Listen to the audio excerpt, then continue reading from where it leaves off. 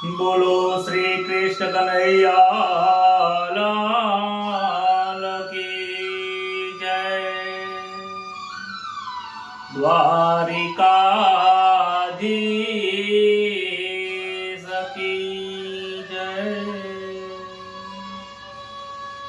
श्री कृष्ण गोविंद हरे मुरारे, हे नाथ नारायण वासुदेव, जीव हे पिबसवामृत मेट देव, गोविंद दामोदर माधवेति, गोविंद दामोदर माधवेति। सच्चिदानंद रूपाय विश्वतपतियादिये तवे, तापत्रय विनाशाय श्रीकृष्णाय वयं नमः। प्रथम नमो गुरुदेव ने लरि लरि लागो पाय, मात पिता ने वंदन करो, राखो चरण निमान। हरि गुरु संत सो पधारजो, कथा कहो मम मति अनुसार, प्रेम स्वरूप परमात्मा ने सुनो भागवत महापुराण। हे जी मंगल दिवस याजनो, मंगल सौनो थाय, सौ संतो हरि भगतो ने दास जय सना प्रणाम। सौ संतो हरि भगतो ने दास जय सना प्रणाम।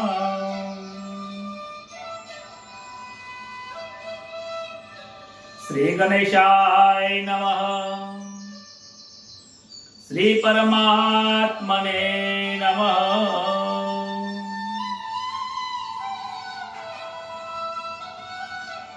परम पवित्र आ શ્રીમદ ભાગવતનું જે જ્ઞાન છે એ આ સંસાર રૂપી સાગરને તારવાનું છે। આ સંસાર રૂપી જે સાગર છે એની એક બાજુમાં જીવાત્માઓ રહે છે અને બીજી બાજુ પરમાત્મા બેઠા છે। આ સંસાર રૂપી સાગરમાં જીવાત્માઓ ફર્યા કરે છે, કિનારા ઉપર પરમાત્મા છે। હવે એ જીવાત્માને પરમાત્મા સુધી પહોંચાડવા માટેનું આ શ્રીમદ ભાગવત મહાપુરાણ એ પુલનું કામ કરે છે। ભાગવત આ પુલનું કામ કરે છે, આ બ્રિજનું કામ કરે છે। આ એક નાવ છે જે આ નાવ ઉપર બેસે છે, ભાગવત રૂપી નાવમાં બેસે છે કે ભાગવત રૂપી પુલ ઉપર જે ચડીને ચાલે છે એ વ્યક્તિ આ જીવનમાં તરી જાય છે। આપણે આટલા સુધી તો પહોંચી ગયા છીએ, પરંતુ હવે ચાલવાનું છે।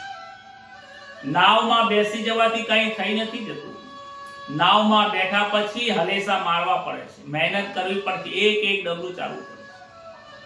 પુલ ઉપર ચડી જઈએ તો પુલ પાર નથી થતો, પરંતુ પુલ ઉપર ચાલવાની ક્રિયા શરૂ થાય તો પેલા કિનારે પહોંચી જવાય છે। આ સંસાર રૂપી સાગરમાં જો તારવાની કથા હોય તો આ ભાગવત છે। સંસારમાં બંધન છે, ભાગવતમાં મુક્તિ છે। ગઈકાલે આપણે કથામાં જોયું હતું કે માતા યશોદાજી કનૈયાને સમજાવવા માટે ચોરી ન કરે એના માટે એક બંધનમાં મૂકે છે. કનૈયાને બાંધે છે પણ દોરીથી બંધાતા નથી, કારણ કે કનૈયો દોરીથી નથી બંધાતો. આ માયાના પદાર્થની બંધથી બંધાય એ જીવાત્મા છે. પરમાત્મા પ્રેમની દોરીથી બંધાય છે. એક વખત પ્રેમની દોરીથી પરમાત્મા બંધાઈ જાય તો પરમાત્માને છૂટતા આવડતું નથી. પછી પ્રેમની દોરીથી પરમાત્મા બંધાઈ ગયા પછી છૂટી શકતા નથી. કહે છે કે હું બધું જ આપું છું, પણ ભક્તિનો રસ, ભક્તિનો પ્રેમ હું કોઈને આપતો નથી, કારણ કે મારે એમાં બંધાઈ જવું પડે. આ ગોપીઓએ પ્રેમથી ઈશ્વરને બાંધ્યા છે.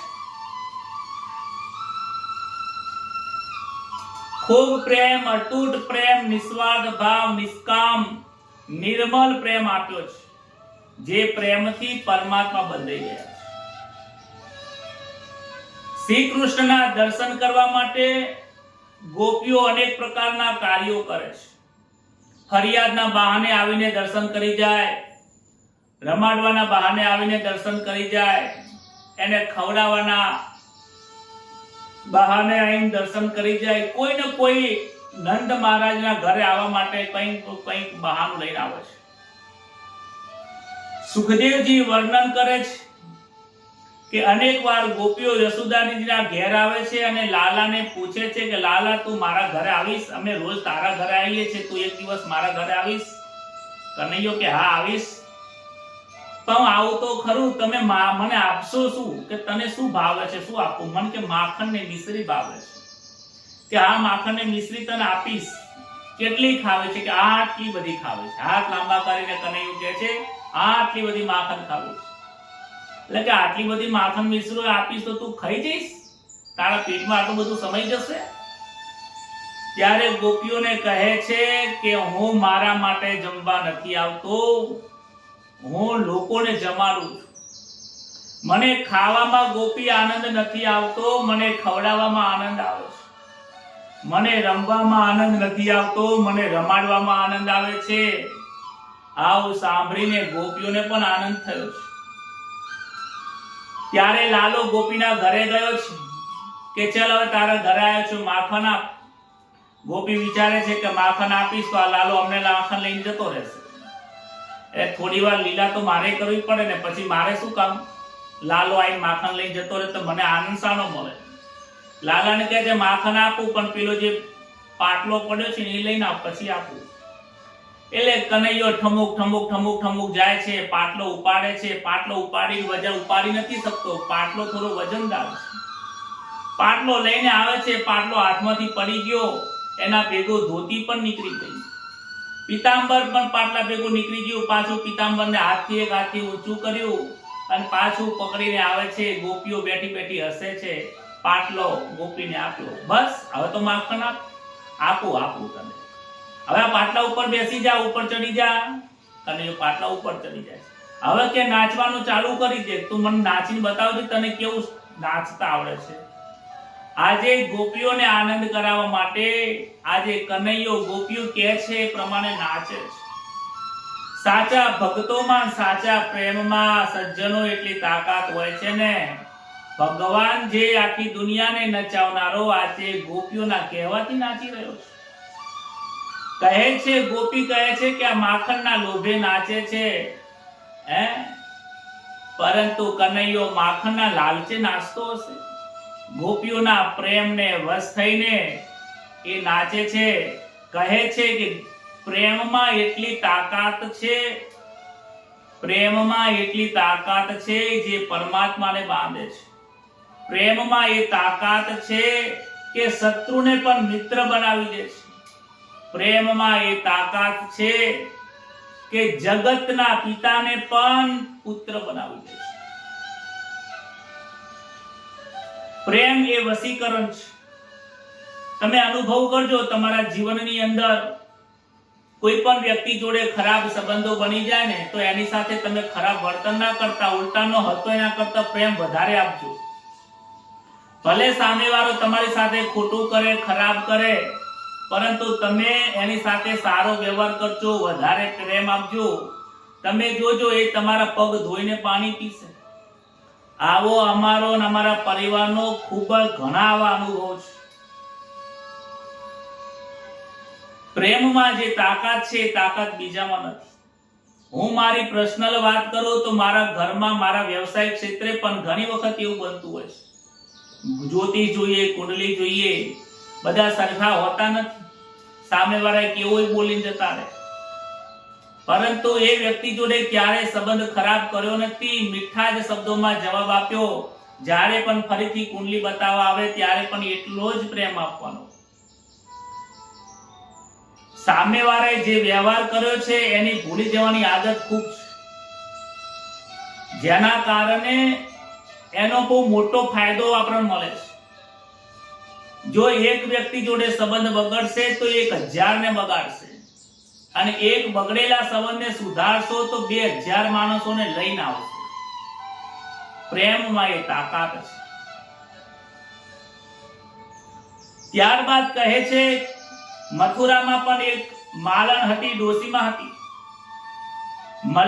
ભાગવતમાં આવે છે, સુખિયા માલણની એક કથા આવે છે. એને મથુરામાં રહેતી હતી, પરંતુ કનૈયાના અનેક એને લીલાઓ સાંભળેલી. દરરોજ મથુરાથી ગોકુળ આવે, કનૈયાના દર્શન કરવાની ઈચ્છા થાય, પણ એ કરી શકતી નથી, કારણ કે એનામાં હજી પણ સૂક્ષ્મ વાસનાઓ રહેલી છે. દરરોજ આવે પરંતુ કનૈયાના દર્શન થતા નથી. ફ્રૂટ લઈને આવે છે, દર્શન થતા નથી. ત્યારે કોઈ એક સંતને કહે છે કે હું રોજ કનૈયાના દર્શન કરવા જાઉં, પણ કનૈયો લાલો મને દેખાતો જ નથી. કે હજી તમને પૂરેપૂરા પરિપક્વ થયા નથી, એટલા માટે. તો કે એના માટે શું કરવું? તો કે એના માટે અનુષ્ઠાન કરો, મંત્ર કરો, જપ કરો. મહારાજ કે મારી પાસે પૈસા નથી, હું ગરીબ છું, વૃદ્ધ અવસ્થામાં ક્યાંથી લાવું? તો પછી એક કામ કરો, નંદ બાબાનું ઘર છે, નારાયણ નારાયણ બોલી રોજ 108 પ્રદક્ષિણા કરો. હા કે એ કરી શકું. આ માલન ફ્રૂટનો ટોપલો લઈ માથા ઉપર મૂકી નંદ બાબાના ઘરે ચારે બાજુ 108 રોજ પ્રદક્ષિણા કરે છે. આટલું અનેક વર્ષો સુધી કર્યું, પણ કનૈયો દર્શન આપતો નથી. એક દિવસ આ માલન આંખમાંથી આંસુ આવે છે. હે લાલા, આજ તો દર્શન આપ. હે લાલા, રોજ તારા દર્શન કરવા આવું છું, આખા ગોપીઓને તું આલે છે, મને તું દર્શન કેમ આપતો નથી? લાલો ઘરમાં રહી જાય, ઘરની બહાર ના આવે. ત્યારે માલનના આંખમાં આંસુ આયા. કનૈયો જોઈ નથી શકતો. કનૈયો બહાર આવે, ભલે લાયક નથી, પરંતુ મારે આ જવું પડશે. માલનની પાસે જાય છે કે મને સફરજન ખવડાવો, સફરજન આપ મને, મારે સફરજન ખાવા છે, કેળા ખાવા છે. કે આપું તો ખરી, પણ તું મારા ખોરામાં બેસે તો આપું. હા કે તમારા ખોરામાં બેસું? એમ નહીં, ખોરામાં બેસીને એમ કહો કે માં મને તમે સફરજન આપો, માં કઈ બોલાય તો આપું. કનૈયો કે માં કહેવામાં શું વાંધો છે? મૈયા મને સફરજન આપો, મને ભૂખ લાગી છે. માલનને અંતરમાં આનંદ થયો છે. માં શબ્દ બોલતા ખૂબ આનંદ થયો. કનૈયો કે જો મને મૈયા બોલવાથી તને આનંદ થતો હોય તો હું આનંદને આપવા વાળો તો પુરુષ જ છું. હું પોતે આનંદ સ્વરૂપ છું, આનંદ પીરસવા માટે તો આવ્યો જ છું. એ માલનનો પણ ઉદ્ધાર કર્યો છે, આનંદ થયો છે. ત્યારબાદ વૃંદાવનની લીલા શરૂ થાય છે. શ્રી કૃષ્ણ 5 વર્ષના હતા. બાલકૃષ્ણ વૃંદાવનમાં જવાની ઈચ્છા થાય છે. ગોકુળની અંદર અનેક ઉત્પાતો થવા લાગ્યા. એટલે કાકા ઉપનંદ કાકા કહે છે કે હવે ગોકુળમાં રહેવા જેવું નથી, અહીંયા અનેક રાક્ષસો આવે છે, માટે હવે આપણે બીજા સ્થળે જઈએ. ગોકુળથી થોડા દૂર જઈએ તો ત્યાં વૃંદાવન આપેલું છે, ત્યાં રહેવાનું સ્થાન સારું છે, તો બધું સારું રહેશે. આજે હવે વૃંદાવનની લીલા શરૂ થઈ છે. વૃંદા એટલે શું એ સમજવું પડશે. જનરલ લોકો વિચાર કરે છે કે વૃંદાનો મતલબ થાય તે તુલસી, તુલસીનું વન છે એ વૃંદાવન છે. તુલસીનું વન એ વૃંદાવન બરાબર છે, પરંતુ ભાગવત આપણને શીખવે છે કે વૃંદાનો મતલબ થાય છે ભક્તિ. વૃંદાએ ભક્તિ કરી હતી, કૃષ્ણની ભક્તિ કરી ત્યારે કૃષ્ણને વૃંદા મળી હતી. વૃંદાનો મતલબ ભક્તિ થાય છે. ભક્તિના વનમાં જે રહે છે એનું નામ વૃંદાવન છે. પછી એ વૃંદાવન તમારા ઘરમાં પણ હોઈ શકે, તમારા કર્મ ક્ષેત્ર પણ હોઈ શકે, તમારા મનમાં પણ વૃંદાવન હોઈ શકે છે. 5 વર્ષનો બાળક થાય એટલે એને ઘરથી બહાર લઈ જાઓ, વૃંદાવનમાં લઈ જાઓ. વૃંદાવન એ ભક્તિનું સ્થાન છે. 4 વર્ષ સુધી નાના છોકરો બાળક બોલી ના શકતો હોય, એનામાં પ્રેમ જગાડો, ભાવ જગાડો. 5 વર્ષના ઘરોમાં બાળક થાય ને એને ભક્તિ જગાડો, એને માળા કરતા શીખવાડો. માળા કેવી રીતે કરાય, ભગવાન શું છે એ સમજાવો, ભગવાનની પૂજા કરતા શીખવાડો. ધર્મનું અને ભક્તિનું જ્ઞાન 5 વર્ષના બાળકને આપવાની શરૂઆત કરો. એને નાના મોટા ભજન શીખવાડો. ભક્તિનું બીજ બાળપણમાં 5 વર્ષથી વાવશો તો એ મોટો થશે તો એનામાં પરિપક્વતા આવશે.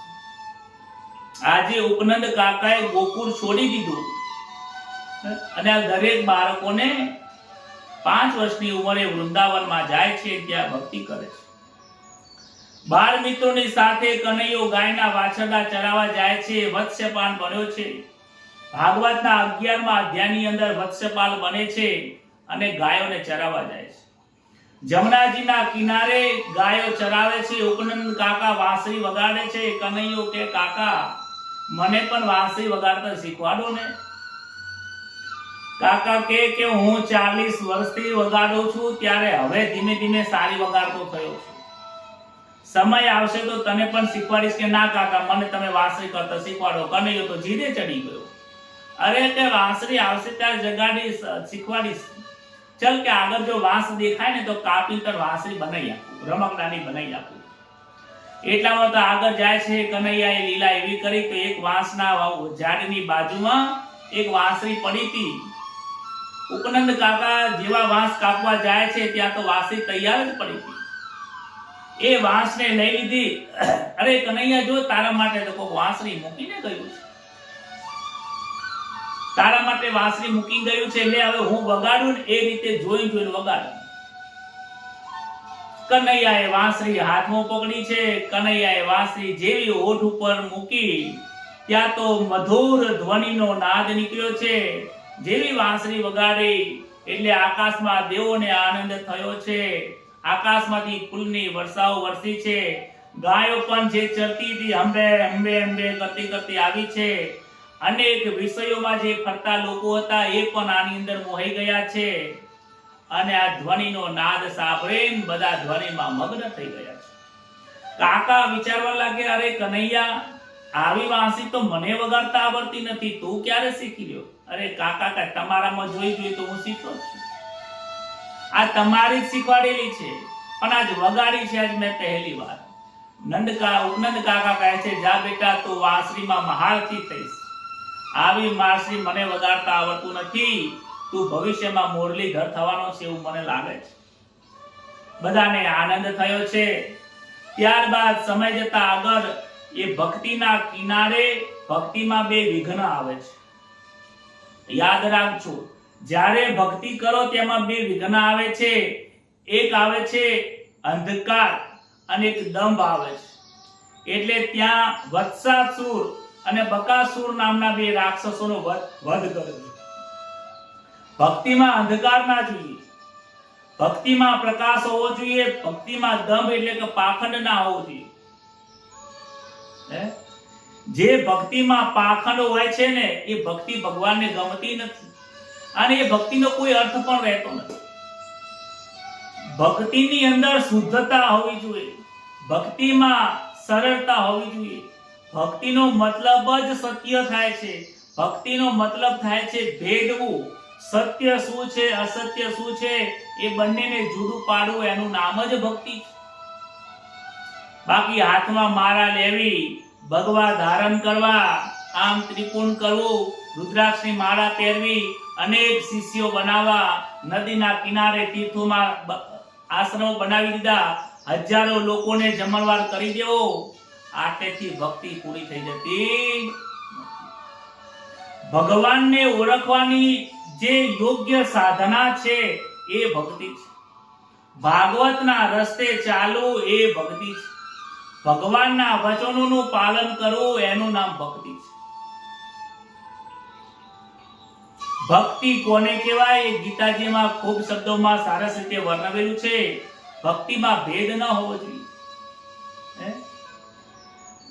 ભેદ હોય તો એ ભક્તિ કરી શકતો નથી.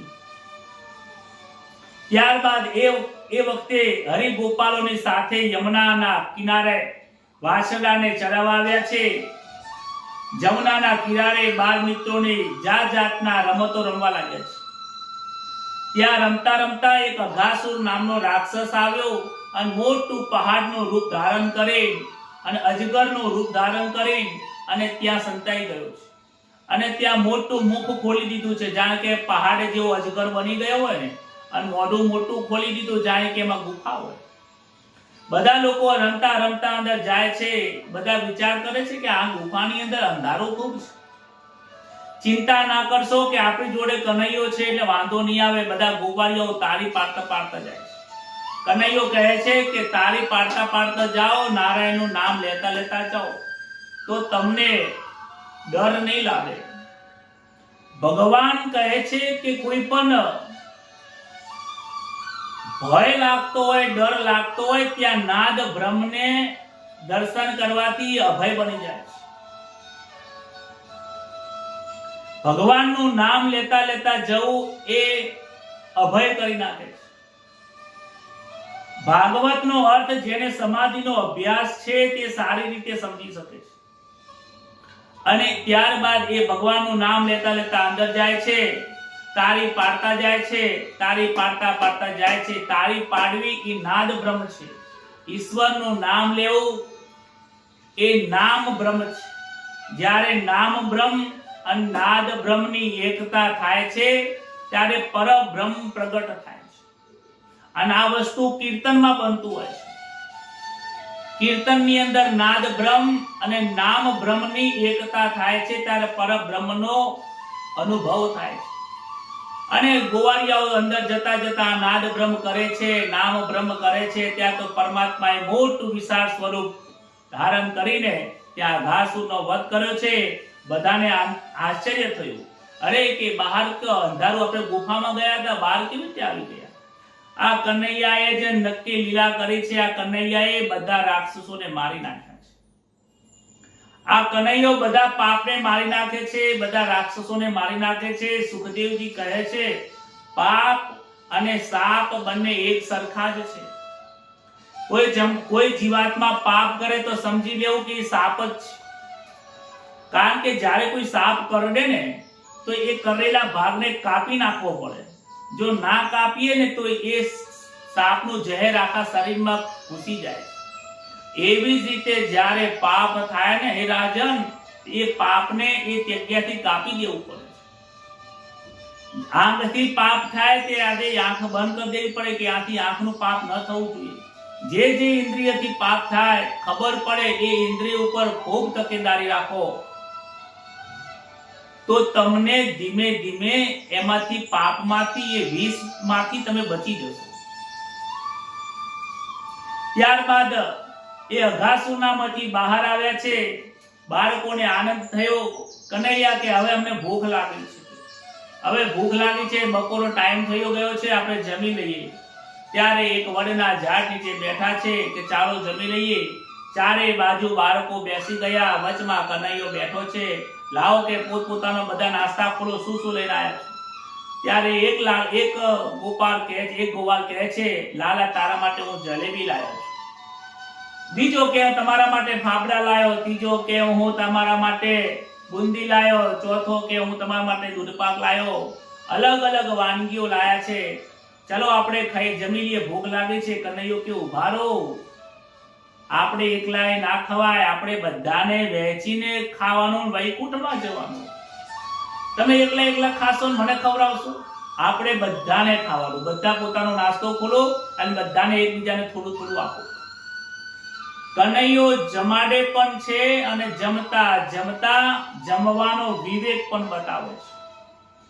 કહે છે કે સર્વને મળીને, બધાને સાથે મળીને ભોજન કરવું જોઈએ. આજે ઘરમાં એવું થઈ ગયું છે કે બાપ પિતાજી જમીન જતા રહે, છોકરો એની રીતે જમીન જતો રહે, છોકરી એની રીતે જમીન જતા રહે, વહુ એની રીતે જમીન જતા રહે. છેલ્લે સાસુ સસરા જમ પડ્યા બેઠા હોય તો એ ધીમે ધીમે શાંતિથી જમે. ઘરમાં જમવાનો કોઈ નિયમ જ નથી. સાંજે જેમ આવે એમ ગરમ ગરમ થઈ. કોઈ કોઈની રાહ જોતું જ નથી. એવું ન હોવું જોઈએ. પરિવારની સાથે બેસીને જમો. તમે જમો છો તો એમાંથી કંઈક આજુબાજુમાં પણ આપો. દરરોજ આપવાની વાત નથી, પરંતુ જ્યારે તમે ઘરમાં કંઈક નવી મીઠાઈ બનાવો ને તો બાજુવાળાને થોડો સ્વાદ પૂરતું ચખાડવા માટે આપો કે લો આજે મેં ભજીયા બનાવે ચાખો, લો આજે મેં ઢોકળા બનાવ્યા કેવા બને જમજો. કદાચ આપણી નાની મોટી કોઈ સતી હશે કહેશે કે આજે થોડું ખારો વધારે થઈ ગયું, મીઠું પડી ગયું, તીખું હતું કહેશે. શીખવા પણ મળશે. અને તમે જોજો, તમે તમારે કઈ રસોઈ હશે બાજુવાળાને ઘરે તમે આપવા જશો ને એને આનંદ થશે, એ પણ તમને આપવા આવશે. પછી એ આપ લેની જે ભાવના છે, આનંદ, એમાં પ્રેમ પ્રગટ થાય છે. ક્યારે પણ જાતે એકલાએ ખાવું ના જોઈએ. ગીતાજીમાં ભગવાને કીધું છે કે જે મને ધરાયા વગર પોતે ધરાઈ જાય છે, ખાઈ લે છે, એ પાપ છે. એ તે કહે છે વહેંચીને ખાઓ વૈકુંઠમાં જાઓ. બધાને જમવાનું કહે છે, બધા જમે છે, બધા ભેગા મળી જમે છે. ત્યાં એક બ્રાહ્મણનો દીકરો પણ હતો. ત્યાંનું નામ મધુમંગલ હતું. કહે છે કે હે મધુમંગલ, આજે મારે તારા ઘરનું ખાવું છે. તું રોજ અમારા ઘરે આવીને ખાઈ જાય છે. મારે મધુમંગલ તારા ઘરનું ખાવું છે. તું આજે તું લઈને કેમ નથી આવ્યો? અને તું કોઈ દિવસ લઈને આવતો જ નથી, રોજ અમારા ઘરનું ખાઈ જાય છે. બધાના ઘરનું માખણ ખાવા તું આવી જાય, પણ તારા ઘરનું માખણ ખવડાવતો નથી. મધુમંગલ કહે કનૈયા, મારા ઘર કઈ છે જ નહીં. કેમ ના હોય? તું ઘેર જા, તારા ઘેર પડ્યું જ છે ખાવાનું. તારે મમ્મીને જઈને કે, પૂર્ણામાસીને જઈને કે મારા માટે કઈ પડ્યું હશે મને આપે.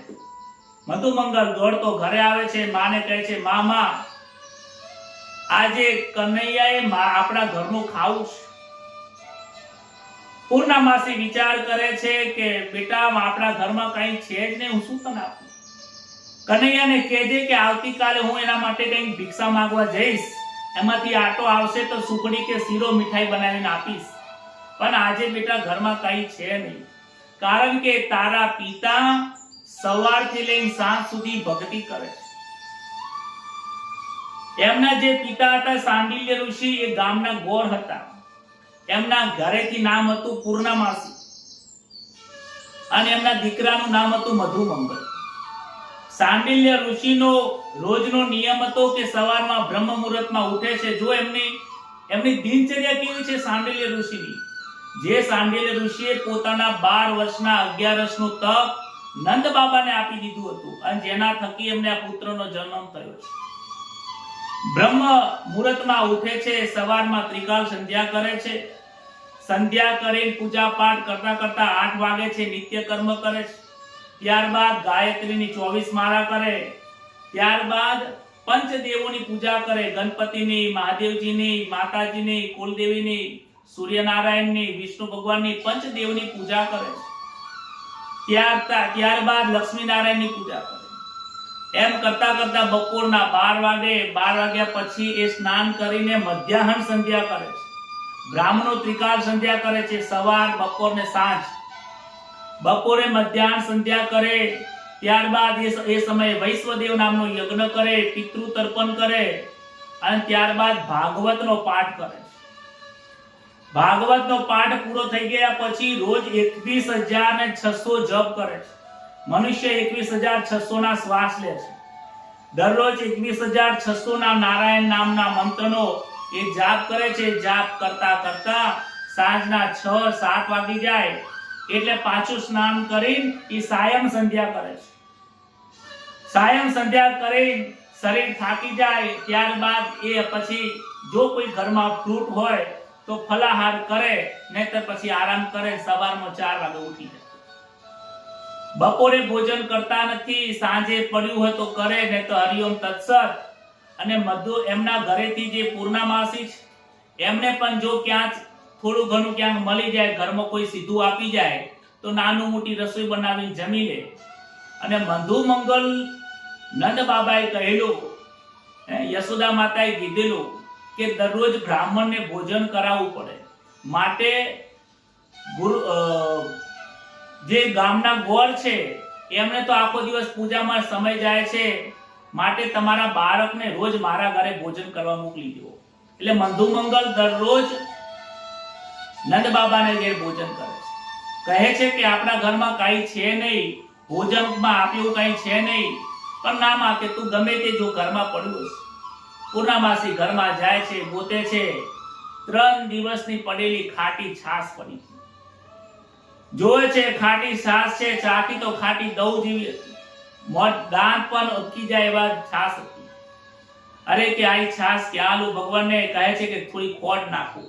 એટલે આમાં થોડી સાકર ને ખોટ નાખીને હલાવી, થોડી ખટાશ ઓછી થઈ, માટલીમાં નાની માટલીમાં ભરી અને આપે છે. પણ મધુમંગલના હાથમાં આપતા આપતા માતાજીનું હૃદય ભરેલું છે.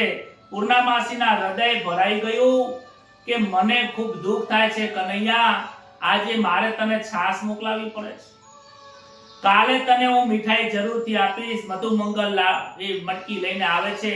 આવતા આવતા ત્યાં સામે આવતા જોવે છે, મનમાં વિચાર કરે છે કે કનૈયા માટે લોકો સુંદર મીઠાઈ લઈને આવ્યા છે, હું છાશ લઈને આવ્યો છું, મને સંકોચ થાય છે. કનૈયાને લોકો મીઠાઈ ભરી ભરીને ખવડાવે છે, હું છાશ પીવડાવીશ અને મારા કનૈયાને દુખી થશે. મારે કનૈયાને છાશ નથી પાવી. જો પાઈશ ને તો આખી જિંદગી મારે અભરવું પડશે કે રોજ મારા ઘરનું ખાઈ જાય છે, તેમને ખાટી દઉં જેવી છાશ પીવડાવી. અરે મને ખવડાવવા માટે તારા ઘરમાં કોઈ બે શબ્દો બે રોટલી નથી. આવું સમજીને મધુમંગલ વિચાર કરે છે કે આ છાશ એમને નથી આપી, આ છાશ હું જ પી જાઉં. ત્યાં તો શ્રી કૃષ્ણને દૂરથી આવતા મધુમંગલને છાશ પીતા જોઈ ગયા. કહે છે એ મધુમંગલ તું શું પીવે છે? આ છાશ તારી માએ મારા માટે મોકલાઈ છે, તારા માટે નથી મોકલાઈ. આમ વિચારવા માંડ્યો કે અમને કનૈયો આવશે એમ ફટફટ પીવા લાગે છે. કનૈયો ત્યાંથી તો દોડતો આવે છે. કનૈયો નીચે પડી ગયો, પાછો ઉભો થયો, ફરીથી દોડતો જાય છે. અમને કનૈયો આવશે એમ કરતા કરતા ફટાફટ પી જાય છે. આખી મટલી પોતાના મોઢા ઉપર નાખી, છાશ મોઢા ઉપર ઢોળાય છે. કનૈયો જોરથી નજીક આવે છે, બાથ ભરીને અહીંયા જે મોઢામાંથી જે છાશના રેલા પડ્યા છે ને, એ રેલા ચાટવા લાગ્યા છે. આજે મધુમંગલના મુખમાંથી ખાટી છાશના જે રેલા છે, આ કનૈયો છાશ અહીંયા ચાટી રહ્યો છે. આકાશમાં બ્રહ્માજી આયા.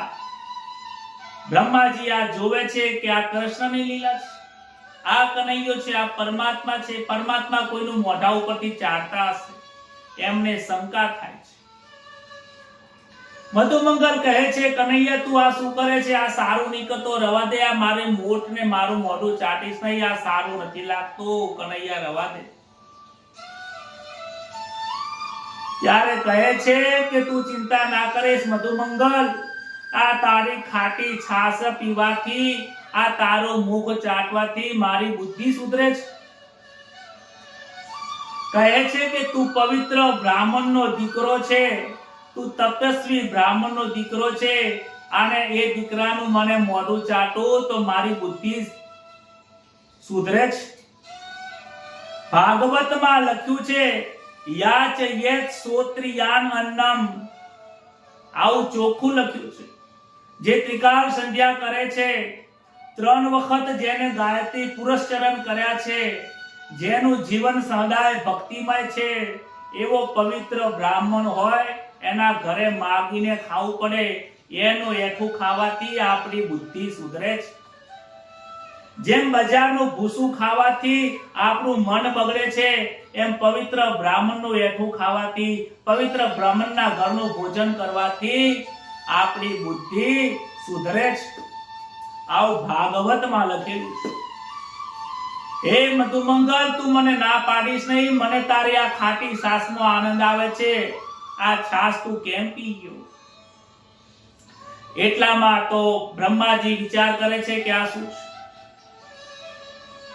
બ્રહ્માજી કહે છે કે આ વસ્તુ બરાબર નથી.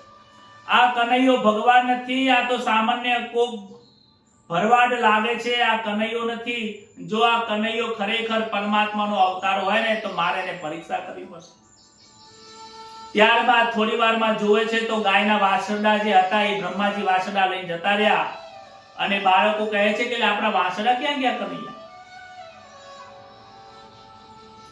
કહે છે કે આપણા વાછરડા ક્યાં ગયા? કનૈયો કે તમે ભોજન કરવાનું ચાલુ રાખો, હું વાછરડા લેવા માટે જઉં છું.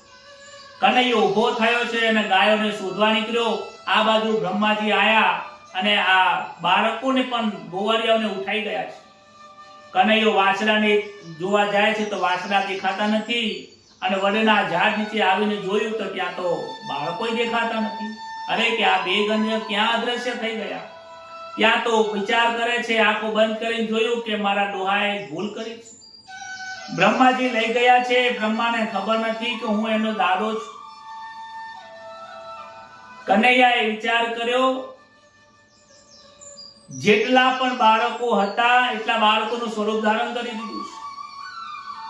જેટલી ગાયો હતી ગાયોનું રૂપ ધારણ કર્યું, જેટલી લાકડી હતી લાકડીનું ધારણ કર્યું, જેટલા પણ વાછરડા હતા વાછરડા જેવું બધું સ્વરૂપ એક મેઘ ધારણ કરી દીધું છે.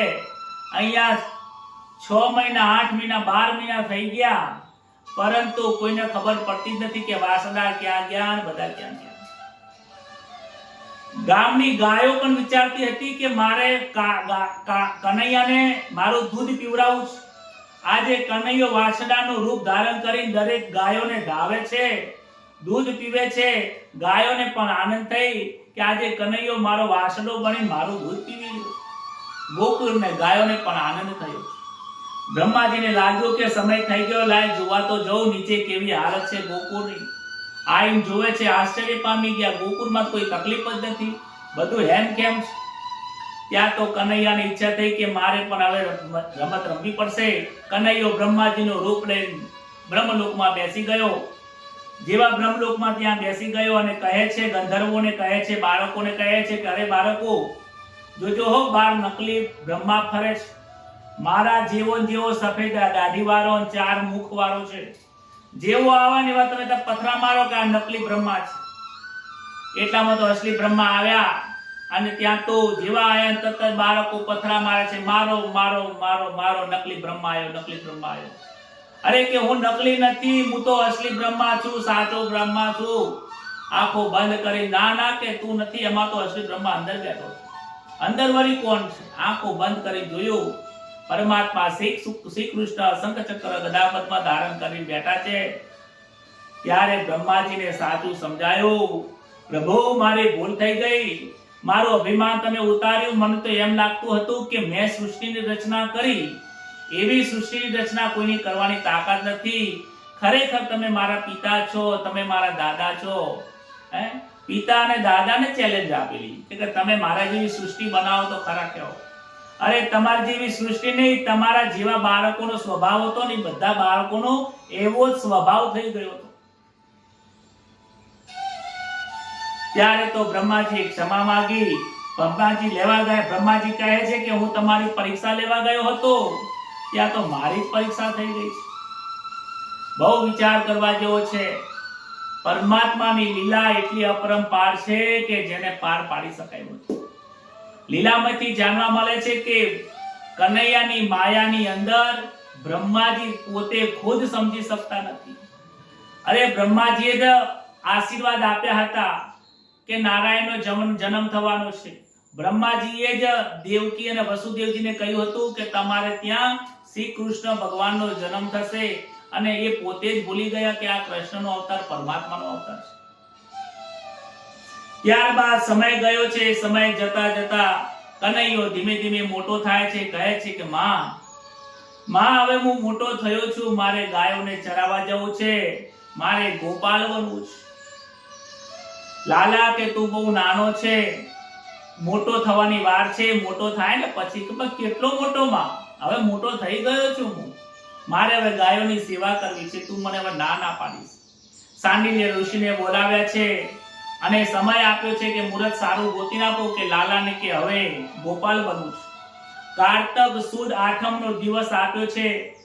ગણપતિનું પૂજન કર્યું, ગાયોની પૂજા કરી અને વિધિસર ગામને ભોજન કરાવ્યું. ગાયોને અનેક ચાર અને ભોજન કરાયું. ગાયોની પ્રદક્ષિણા કરે, ગાયને ચાંદલો કર્યો, ફૂલ પહેરાઈ, ગૌ માતાની પૂજા કરે છે. પ્રદક્ષિણા ફરીને માતાને નમસ્કાર કરે છે. ત્યારબાદ પોતાની યશોદા માતાને વંદન કરે છે. જોવે છે યશોદા માતાની આંખોમાં આંસુ છે. મૈયા તમે કેમ રડો છો? યશોદા માતા કહે છે, હે કનૈયા, તું હવે સવારે જઈશ ને સાંજે આવીશ, સવારે ગાયો ચરાવવા જઈશ ને સાંજે ગાયો લઈને આવીશ, આખો દિવસ મને તારા દર્શન કર્યા વગર ચેન નહીં પડે. ગોપીઓ પણ આંખોમાં આંસુ આવે છે. ગોપીઓ કહે છે કે અમે સવારમાં આવીએ, બપોરે આવીએ, જ્યારે આવીએ ને તો કનૈયા તારા દર્શનથી અમને તૃપ્તિ થતી હતી, થોડો સમય અમને આનંદ થતો હતો, પણ હવે તું સવારમાં જાય ને સાંજે આવે ને ક્યારે દર્શન થશે? એમ કહીને માતા યશોદાજી જોડા લઈને આવે છે, મતલબ ચપ્પલ લઈને આવ્યા છે. કનૈયાને કહે છે કે તું આ પહેરીને જા.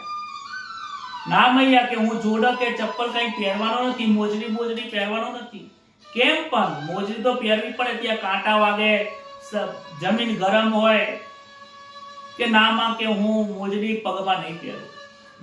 હું તો ગાયનો સેવક છું, ગાયની સેવા કરવા જાઉં છું. મારી ગાય જો મોજડી પહેર્યા વગર ફરતી હોય તો મારે મોજડી ના પહેરાય. માં હું ગાયનો નોકર છું. માં કહે છે કે બેટા એ તો પશુ છે, જોજો માં મારી ગાયને તમે પશુ ના કહેતા. માં મારી ગાય પશુ નથી, એ મારી માં છે. આપણા બધાની માં ગાય છે, ગાય સૌની માતા છે. ગાયમાં અનેક દેવતાઓ રહેલા છે. માં ગાયને તમે પશુ ના કહેશો. માયને પશુ કહેશે એ નરકમાં જશે. માં જેમ છોડ તુલસી એ છોડ નથી, માં વ્રજની રજ જે છે એ માટી નથી, એવી રીતે ગાય પશુ નથી, ગાય માં છે. માં આવું સાંભળીને માતાની આંખમાં આંસુ આવ્યા છે. આવો ગાયનો સેવક આ સુધીમાં થયો નથી, ભવિષ્યમાં કોઈ આવો ગાયને પાળવા વાળો ગોપાલક થવાનો નથી. મહાત્માઓ કહે છે કનૈયો જ્યાં સુધી ગોકુળમાં રહ્યો છે ત્યાં સુધી એમને 4 પ્રતિજ્ઞાઓ પાડી છે. એક પ્રતિજ્ઞા એવી છે કે જ્યાં સુધી ગાયની સેવા કરી છે, 11 વર્ષ સુધી રહ્યા છે, ત્યાં સુધી એમને પગમાં મોજડી પહેરી નથી, કારણ કે એ ગાયના સેવક હતા. ગામના ગોવારિયાના પગમાં મોજડી નથી તો મારે પણ પહેરી નથી. ક્યારે પણ એમને સીવેલું કપડું પહેર્યું નથી, કારણ કે ગામની અંદર ગરીબી ખૂબ હતી.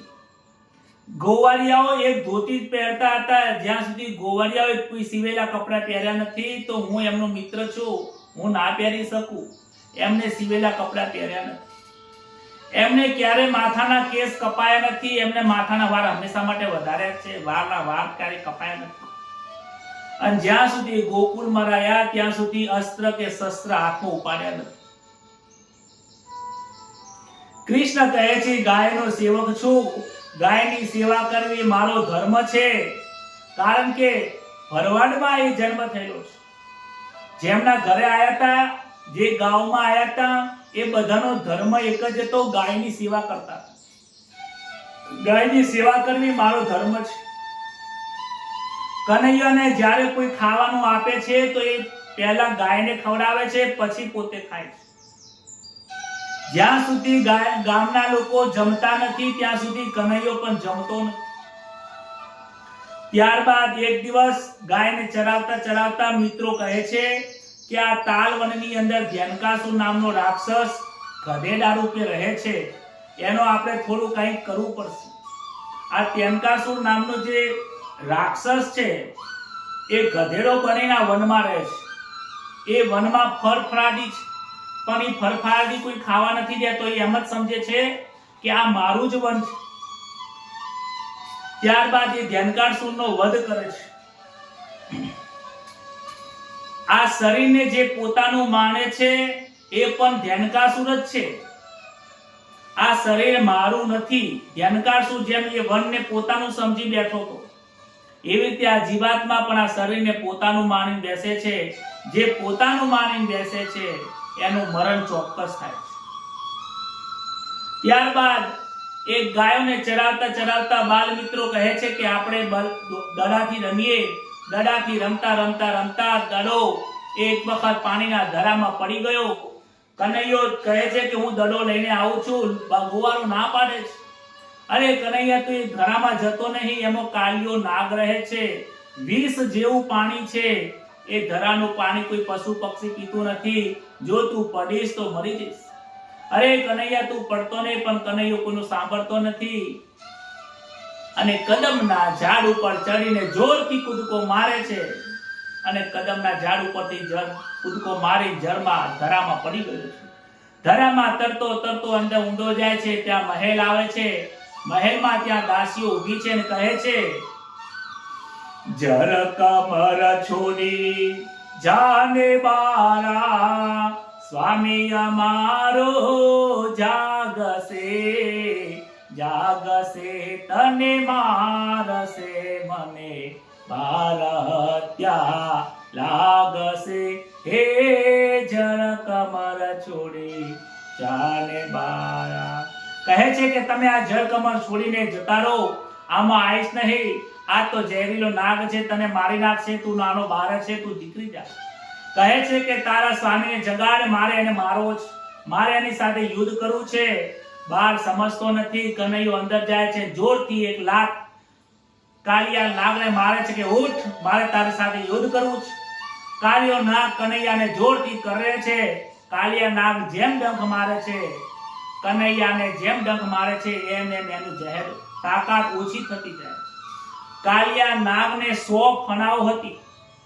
100 પ્રકારના વિષયો જે કીધા છે એ જ વિષયો રૂપિયા 100 ફણાઓ છે. કાલિયા નાગનું અને કનૈયાનું બંનેનું હાથથી મુષ્ટિથી યુદ્ધ થયું છે અને ત્યારબાદ કાલિયા નાગને નાથીને એ નાગની ફણા ઉપર કનૈયો બેસો છે અને કહે છે કે તું આ ધરાને છોડીને જતો રહે. અને કનૈયો ધરાની બહાર આવ્યો છે અને નાગની ફેના ઉપર રમે છે અને મોરલી વગાડે છે. આનંદ થયો છે. બધા વિચાર કરે છે આ શું? મોરલી વગાડે છે. બધા ત્યાં આનંદ થયો છે. કાલિયાને કહે છે તું આ ધરા છોડી દે. પ્રભુ કે હું આ જગ્યા છોડીને જઈશ તો બાર મને ગરુડ મારી નાખશે. ગરુડના ડરથી આ ધરામાં હું બેઠો છું કે જા, હવે હું તને આશીર્વાદ આપું છું, તને હવે ગરુડ મારી નહીં શકે. આ કથા નથી, આ કથા સમજવાની છે. કાલિયો નાગ કોણ છે? આપણું મન એ કાલિયો નાગ છે. આ મનને ઇન્દ્રિયાધ્યાસ થયું છે. આ પેલો ધ્યાનકા જે હતો એને દેહાધ્યાસ થયું છે. ધ્યાનકાસુર એ પોતાના વનને એમ કહેતો હતો કે આ વન મારું છે, કોઈનું નથી. આ વનના ફળ કોઈને નહીં ખાવા દઉં. એને મારાપણાનો, આ જીવને મારાપણાનો ભાવ થઈ ગયો છે. આ જીવ શરીર મારું છે, એ દેહાધ્યાસ છે. અને જે આ દેહની અંદર જે ઇન્દ્રિયો છે એ ઇન્દ્રિયો અનેક વિષય ભોગવવા માટે જતી રહે છે, એને ઇન્દ્રિયાધ્યાસ કહ્યો છે.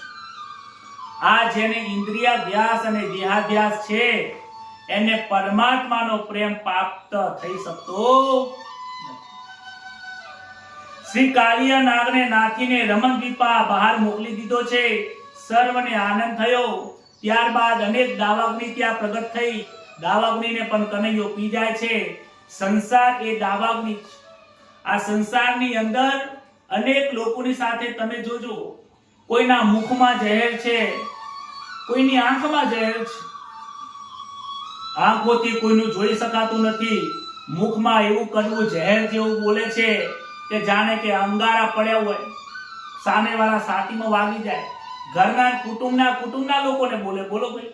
બહારના તો બોલે પણ ઘરમાં બોલે. પછી ઘરમાં આમ થાય અને આનંદ વાળું ઘર ઝઘડાથી ભરી જાય છે. કહે છે કે સંસારમાં એકલો અગ્નિ પડ્યો છે, પછી અગ્નિને તમારે પીવો પડશે. કનૈયાએ એમના જીવનમાં 2 વખત દાવાગ્નિ પીધા છે. એક કાલિયા નાથ કરે એ વખતે પણ દાવાગ્નિ પીધો અને ગાયોને ચરાવવા ગયા ત્યારે વનમાં વનરાગરી પ્રગટ થાય છે, એને પણ પી જાય છે. ત્યારબાદ સુહામણી શરદ ઋતુની ઋતુ આવી છે. શરદની ઋતુ આવી, વૃંદાવનની શોભા અનેરી બની છે. મંદ મંદ સુગંધનો પવન વહેતો જાય છે. વૃંદાવનમાં ગાયો ચરાવે છે. ગોવારના મિત્રોની સાથે, ગોવારિયાઓની સાથે કનૈયો ક્યારેક કદમના ઝાડ ઉપર બેઠો બેઠો મોરલી વગાડે છે. ક્યારેક તો ગોવર્ધનના ઉપર બેસીને વાંસળી વગાડે છે.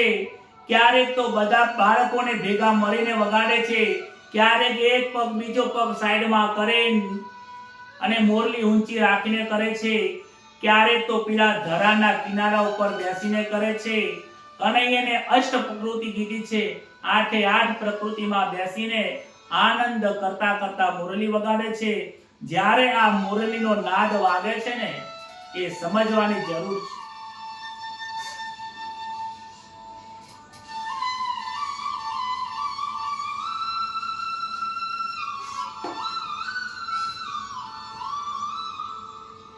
મોરલીનો નાદ અને મોરલી એ બહુ સમજવાની જરૂર છે. નામ અને નાદની ઉપાસનાથી ચિત્તની શુદ્ધિ થાય છે. સત્યમ જ્ઞાનમ અનંતમ ઇતિ બ્રહ્મ. બ્રહ્મ શબ્દ શું છે? બધા કહે છે નાદ બ્રહ્મ. ઘણી વખત તમે સંતોની આગળ જોયું છે કે બ્રહ્મ સ્વરૂપ શ્રી વાસુદેવ મહારાજ, બ્રહ્મ સ્વરૂપ સંત શ્રી પ્રભાશંકર મહારાજ, બ્રહ્મ સ્વરૂપ શ્રી ચિદાનંદ સ્વરૂપ, આગળ ઘણું બધું લગાયેલા હોય છે. એ બ્રહ્મ સ્વરૂપ શું છે? બ્રહ્મનો મતલબ શું થાય એ ટૂંકમાં અહીંયા હું સમજવાની જરૂર છે. લોકો બ્રહ્માનંદ કહે છે, બ્રહ્મ પુરુષ કહે છે, બ્રહ્મલીન કહે છે. આ બ્રહ્મ છે શું? કહે છે સત્યમ જ્ઞાનમ અનંતમ ઇતિ બ્રહ્મ. જે સત્ય સ્વરૂપ છે, અનંત આદિ અનાદિ કાળથી ચાલ્યો આવે છે, એ બ્રહ્મ છે. બીજી રીતે જોઈએ, ભગવાનનું જે નિર્ગુણ સ્વરૂપ છે એ બ્રહ્મ સ્વરૂપ છે. ભગવાન કોઈ ગુણોમાં નથી, એટલે એને પકડી ના કહેવાય કે એ આ ભગવાન છે. જો પકડી લેવાય તો એ ત્રણેય ગુણોમાં આવી જાય, અને 3 ગુણોમાં હોય અને બ્રહ્મ નથી કહેવાતું. આ દ્રષ્ટિથી નથી દેખાતું એ બ્રહ્મ છે. બીજા સરળ ભાષામાં કહું તો સમુદ્ર હોય અને સમુદ્રના જે તરંગો છે એ બંને બ્રહ્મ છે. સંસાર અને સંસારનો અંદર રહેલો આનંદ એ બ્રહ્મ સ્વરૂપ છે. એનાથી પણ સહેલી ભાષામાં સમજાવું તો આ સમસ્ત જગત બ્રહ્માંડ જેમાંથી જન્મ્યું છે, જેમાં એ ટકી રહ્યું છે, જેના વડે આ બધું ટકી રહ્યું છે, અને જેમાંથી આ ઉત્પન્ન થયું છે, જેમાં ટકે છે, અને જેમાં આ લય પામે છે, એનું નામ બ્રહ્મ છે. જેમાંથી ઉપજી જગત સ્થિતિ કરી, આ જગત જેમાંથી બન્યું, જેમાં પાછું મળે, જેમાં પાછું મળી જાય છે, જેના દિવ્ય પ્રભાવથી જીવનના તાપો ત્રિવિધ ટરે, જેના પ્રભાવથી આ સંસારના 3 તાપ, આદિ દૈવિક, આદિ ભૌતિક, આધ્યાત્મિક, આદિ વ્યાધિ ઉપાધિ, 3 તાપો દૂર થાય છે. ત્રિવિધ ટરે, જે છે સત્ય આ જગતમાં, જેના વિના કાંઈ નથી. એક જ સત્ય સનાતન, આદિ અનંત અવિચર, આદિથી છે, અવિચર છે, ચલાયમાન નથી, અવિચર છે, અનંત યુગો યુગો સુધી છે, જેનો કોઈ અંત જ નથી. જે છે એક જ સત્ય આ જગતમાં, જેના વિના કાંઈ નથી. શંકર હે અવિનાશી આત્મ પ્રભુને વંદો સદા સ્નેહથી. શંકર મહારાજ કહે છે કે એ અવિનાશી, જેનો વિનાશ ક્યારે નથી, જેનો વિનાશ ક્યારે નથી, એ અવિનાશી પ્રભુ બ્રહ્મ સ્વરૂપ છે. અને હવે લૌકિક ભાષામાં તમને જો બહુ વધારે સમજાવો તો એવું છે કે તમે ઘરમાં બેઠા હોય અને દોરડી પડી હોય અને તમે ચાલતા ચાલતા ઘરની બહાર નીકળો અને તમને ભાસ થાય કે ઘરમાં સાપ આવ્યો, અને આમ કરીને જુઓ, અરે કે આ તો દોરડી છે. તને કે દોરડીમાં સાપ દેખાય, દોરડીમાં સાપ દેખાવ એ બ્રહ્મ છે. હવે એને લૌકિક ભાષામાં ભ્રમ કહેવાય. નહીં કહેતો કે તને ભ્રમ થયો, આ તો દોયડી હતી, દોયડીમાં તને ભ્રમ થયો. શેનો ભ્રમ થયો? સાપનો ભ્રમ થયો. જે નથી એ દેખાનું, એનું નામ ભ્રમ. આ લૌકિક ભાષામાં. એવી રીતે અધ્યાત્મમાં જોવા જઈએ તો આ સંસારમાં જે જે દેખાય છે એ નથી, એમાં ઈશ્વરની શક્તિ છે એટલે જ દેખાય છે, એનું નામ બ્રહ્મ. એટલે આ મોરલીનો જે નાદ છે એ બ્રહ્મ સ્વરૂપ છે. અવાજને જોઈ નથી શકાતો, મહેસૂસ કરી શકાય છે. એ મોરલીનો જે નાદ છે એ બ્રહ્મ સ્વરૂપ આનંદ આ વિશ્વની અંદર, આ પૂરા વૃંદાવનની અંદર જેટલા ગોપીઓ છે બધાના મનને હરી લીધું છે. એક વખત નંદ બાબાના ત્યાં લાલાના દર્શન કરવા માટે બહાર આંગણામાં 8 થી 10 ગોપીઓ ભેગી થઈ. વિચાર કરે છે કે ક્યારે કનૈયો આવે અને બહારથી આવે અને તેના દર્શન કરીએ. ત્યારે બધાનું કામકાજ પતી ગયું હતું અને બૈરા જેમ ભેગા થાય એમ ત્યાં લાલાના ઘરે બેઠી વાતો કરતી હતી. કહે છે, પહેલી ગોપી કહે છે કે લાલાના દર્શન કરવામાં અમને બહુ આનંદ આવે છે. અરે કે તને તો લાલાના દર્શન કરવામાં આવે છે પણ તે લાલાની મોરલી સાંભળી નહીં હોય. એ કેમ? મેં સાંભળી છે. લાલાન તો એવો વાંસળી વગાડે છે કે જ્યારે એ વાંસળી વગાડે છે ત્યારે હું બધું ભાન ભૂલી જઉં છું. અરે વાંસળી એ કેડમાં ખોસીને રાખે છે. જ્યારે કનૈયો, બીજી ગોપી કહે છે, કનૈયો વાંસળી જ્યારે વગાડે છે ને ત્યારે હું દોતી હો તો દોતી દોવાનું બંધ થઈ જાય છે. ત્રીજી ગોપી કહે છે, અરે તાર તો દોવાની વાત છોડ, હું તો એક વખત રસોઈ બનાવતી હતી, બનાવ્યા પછી ખાવા બેઠી અને મુખમાં મૂકવા જતી હતી અને મોરલીનો નાદ સાંભળ્યો તો મારો હાથ આમ ને આમ રહી ગયો. તને શું કહું, મને તો શરમ આવે છે. અરે મારી સાસુ કહે લે ખા પણ મને કોઈના અવાજ સંભળાતા જ નતા. મોરલીનો નાદ સુન્યા પછી તો મને બીજું કશું સંભળાતું જ નથી. ગોપીઓના પ્રશ્નના જવાબ કહે છે, ત્યારે ગોપીઓ એ મોરલીને પૂછે છે કે હે મોરલી, તો તે કેવા પુણ્ય કર્યા છે? અમે તો કનૈયાના દર્શન કરી ઘેર જતા રહીએ છીએ, તને તો કનૈયો કેસ અને અહીંયા કેડમાં ખોસીને રાખે છે અને કનૈયો તને મુખ ઉપર રાખે છે. અરે કનૈયો તને વગાડે, એક ઘડી કનૈયો તને છોડતો નથી. એ મોરલી તે એવું શું કર્યું છે? ગોપીઓને જવાબમાં મોરલીએ બહુ સુંદર જવાબ આપ્યો છે. કહે છે કે હે ગોપીઓ, મારી કથા સાંભળો. કનૈયાએ મને એના મુખ ઉપર કેમ રાખી છે એનું કામ જ્યારે જાણવું છે ને, હું સમજાવું છું. કનૈયો મને એના પોતાના જીવ કરતા પણ વધારે પ્રેમ કરે છે. એક ઘડી મને છોડતો નથી. અરે મૈયાને છોડીને ગાયને ચરાવવા જાય ને તો એ મને લઈ જાય. રાત્રે સૂવે તો મારી સાથે લઈ જાય. નાવા જાય, સ્નાન કરવા જાય તો મને લઈ જાય. જમવા બેસે તો મને લઈ જાય. મને છોડીને એક ઘડી મૂકતો નથી. એ મારો સ્વામી છે.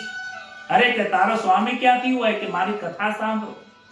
કહે છે કે મેં જીવનમાં બહુ તપશ્ચર્યા કરી છે. મેં ડાઢ અને તડકા બહુ સહન કર્યા છે. હું જંગલમાં હતી. જંગલમાં અનેક ઋતુઓનો માર મારા ઉપર પડ્યો છે. તડકો અને છાયો મેં સહન કર્યું છે. અરે મારા હૃદયમાં કોઈ પાપ નથી. હું પોલી છું. હું અંદરથી એકદમ પોલી છું, છતાંય મને લોકોએ કાપી નાખી છે. કાપ્યા પછી આગળથી ચીરી નાખી, પાછળથી કાપી નાખી. અરે તોય લોકોને મન ના મોનીને તો મને તો 7 વખત અંદર કાણા પાડ્યા છે. મેં કોઈ સહન ઓછું નથી કર્યું, પરંતુ છતાં પણ મને મારતી વખતે મેં આટલો ચુંકારો નથી કર્યો. મેં મોરલી મને બનાવનારને મેં એમ નથી કીધું કે મને આટલી કેમ તકલીફ આપો છો. અરે હું મારા સ્વામીને આધીને થઈને રહું છું. હું મારી જાતે બોલતી નથી. હું સદાય મૌન રહું છું. બોલી એમ જાતે ના બોલે. મારો સ્વામી કહે કે હવે તું બોલ, અને મારા સ્વામીની તાકાત, એમની શક્તિ વડે જ હું બોલું છું. અરે ગોપીઓ, તમે તો વધારાનું બોલો છો, માખણ ચોર કહો છો. હું મારા લાલાને, મારા સ્વામીને ચોર નથી કહેતી. મારા લાલો જ્યારે બોલાવે જેટલું બોલું એના આદેશ પ્રમાણે ચાલું. હું એક શબ્દ પણ મારા સ્વામીના વિરુદ્ધમાં કે સ્વામીને દુઃખ થાય એવું બોલતી નથી. હંમેશા મીઠું બોલું છું. માટે એમના સ્વામીએ મને એમના હોઠ ઉપર વાસ આપ્યો છે. બીજી ગોપીઓ કહે છે, અરે ત્યારે બીજા બધા વૃક્ષો પણ કહેવા લાગ્યા કે એની કહેવાની વાત સાચી છે. વડ અને લીમડા અને આંબાના ઝાડ પણ કહેવા લાગ્યા, અરે કે વાંસ છે ને એ અમારો ભય છે. નરેન્દ્ર મોદી જે ગામના હોય ને એ ગામના લોકોને પણ એમ થાય કે ભાઈ આ સાહેબ અમારા ગામના છે. ગુજરાતને જેમ લાગે ને કે પીએમ જે છે અમારો છે, એવી રીતે આખા વનને એમ લાગે છે કે આ મોરલી છે એ વાંસની પુત્રી છે અને વાંસ અમારો ભાઈ છે. અને મોરલીનો સ્વામી, મોરલીના લગ્ન શ્રી કૃષ્ણ જોડે થયા છે, એ એનો સ્વામી છે. માટે અમારો શ્રી કૃષ્ણ, તમારો જે લાલો કહો છો ને એ અમારો જમાઈ છે. એમ અમારી દીકરીને એના હોઠ ઉપર કનાએ નથી મૂકી, કેટલું એ સહન કર્યું છે. એ એના પતિના આજ્ઞામાં રહે છે. શું તમે તમારા પતિના આજ્ઞામાં છો? ગોપીઓને બહુ વિચાર કરવા લાગ્યા કે હજી આપણે લાયક નથી. ના મુરલી હમણાં આવી છે ને કેટલી લાયક બની ગઈ છે. એક ગોપી કહે છે કનૈયો વાંસળી વગાડે ને તો હરણ પાગલ બની જાય છે. બીજી ગોપી કહે કે શું કહું, કનૈયો મોરલી વગાડે તો ગૌ માતા કાન ઊંચા કરી દે છે. ત્રીજી ગોપી કહે તો કે પક્ષીઓ અવાજ બંધ કરી દે છે, મોર નાચવાનું બંધ કરી દે છે. અરે યમુના નદી જે વહી રહી છે ને તે ક્યારેક ક્યારેક તો વહેવા બંધ કરી દે છે. ચોથી ગોપી કહે છે કે મને તમે કહેતા શરમ આવે છે. ના કે બોલ, શું શરમ ના રાખીશ, બોલ. કહે છે કે જ્યારે આ મોરલી વગાડે છે ને કનૈયો, ત્યારે એનો અવાજ સાંભળીને આજુબાજુની ગાયો કનૈયાના પગ જોડે આવે અને પગ જોડે આવીને એના કનૈયાના પગ ચાટે છે. અને જ્યારે પગ ચાટતી હોય ને કનૈયાને ચુંબન કરતી હોય, કનૈયાને આલિંગન કરતી હોય ને, ત્યારે મને પણ એમ થાય છે કે મને પણ કનૈયાને પ્રેમ કરવાની ઈચ્છા થાય છે. મને પણ કનૈયાને જઈને ગલે મળવાની ઈચ્છા થાય છે, આલિંગન કરવાની ઈચ્છા થાય છે. પરંતુ શું કરું, હું સ્ત્રી છું, મને લોક લજ્જા નડી રહી છે, માટે ગાયના જેમ હું ત્યાં જઈ નથી શકતી. યોગીઓની સમાધિ પણ ત્યાં તૂટી જાય છે. સુખદેવજી મહારાજ અહીંયા વર્ણન કરીને કહે છે કે હે રાજન, હજી પણ ગોપીઓના મનમાં એ ભાવ છે કે અમે સ્ત્રી છીએ, કનૈયો પુરુષ છે. જ્યાં સુધી આ સ્ત્રી અને પુરુષનું ભાન છે ત્યાં સુધી રાસ લીલાના પ્રેમનો એમાં અધિકાર મળતો નથી. હજી પણ સૂક્ષ્મ વાસના છે કે હું સ્ત્રી છું, એ દેહાધ્યાસ છૂટે નહીં. માટે પહેલા કથા આ મોરલીના નાદની આવે છે, ત્યારબાદ રાસલીલા આવે છે. આ વેણુ ગીત પહેલા આવે છે. વેણુ ગીતની અંદર ગોપીઓના બ્રહ્મચારીની કથા છે, ત્યારબાદ યજ્ઞની કથા આવે છે, એમાં ગૃહસ્થાશ્રમ સંન્યાસીઓની કથા છે, ત્યારબાદ ગોવર્ધન લીલા, એમાં ગોપીઓની વાનપ્રસ્થાશ્રમ લીલા બતાવી છે, અને ત્યારબાદ રાસ લીલા બતાવી છે. અને એની અંદર ગોપીઓ સંન્યાસ આશ્રમ લઈને એ રાસ લીલામાં જાય છે. જ્યાં સુધી જેને જે જીવાત્માને એટલું ધ્યાન છે કે હું પુરુષ છું અને આ સ્ત્રી છે, આ સોનું છે, આ માટી છે, આ જ્યાં સુધી મગજમાં ભાન છે ત્યાં સુધી નાદ બ્રહ્મ સંભળાતો નથી, ત્યાં સુધી મોરલીનો નાદ સંભળાતો નથી, ત્યાં સુધી પરબ્રહ્મના દર્શન થતા નથી. સુખદેવજી મહારાજને એ વાસનાનું વસ્ત્ર ઉતરી ગયું હતું. એટલે આ બ્રહ્મના નાદને સાંભળવા માટે દેહાધ્યાસ છોડવાની બહુ જરૂર છે.